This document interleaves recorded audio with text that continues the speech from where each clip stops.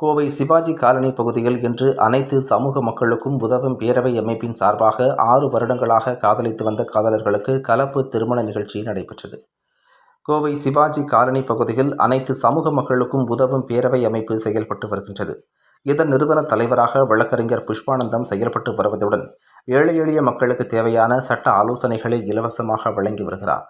இதன் ஒரு பகுதியாக இன்று மேட்டுப்பாளையம் அடுத்த அன்னூரைச் சேர்ந்த ராகுல் டேவிட், சத்தியமங்கலத்தைச் சேர்ந்த நிவேதா ஆகியோருக்கு கலப்பு திருமணம் நடைபெற்றது. கல்லூரி நாட்கள் முதலாக கடந்த 6 ஆண்டுகளாக இருவரும் ஒருவரை ஒருவர் காதலித்து வந்தனர். பெண்ணின் குடும்பத்தினர் இதற்கு எதிர்ப்பு தெரிவிக்கவே இருவரும் திருமணம் செய்து கொள்ள முன்வைத்தனர். இதனைத் தொடர்ந்து இன்று இந்து முறைப்படி இருவருக்கும் திருமணம் நடைபெற்றது. இந்த நிகழ்ச்சியில் வழக்கறிஞர் குமாஸ்தாக்கள் செல்வராஜ், லட்சுமி, தேவராஜ், ஜெபா, மருத்துவர் கோ தமிழ் அழகன், ஃபைனான்சியர் கவுண்டம்பாளையம் குமார்ஜி, தடாகம் மயில்சாமி, மதிமுக மார்ஷல் டாக்டர் குமார், மோகன் ராஜா, மேட்டுப்பாளையம் பாஸ்டர் ஸ்டீபன், பால்ராஜ், யோவான், சாரால், கண்ணியம்மாள், சௌந்தர்யா, சுரேஷ், பொன்னுசாமி, ஓதியப்பன், பசுபதி, நாகராஜ் உள்ளிட்டோர் கலந்து கொண்டு மணமக்களை வாழ்த்தினர் என்பது குறிப்பிடத்தக்கது.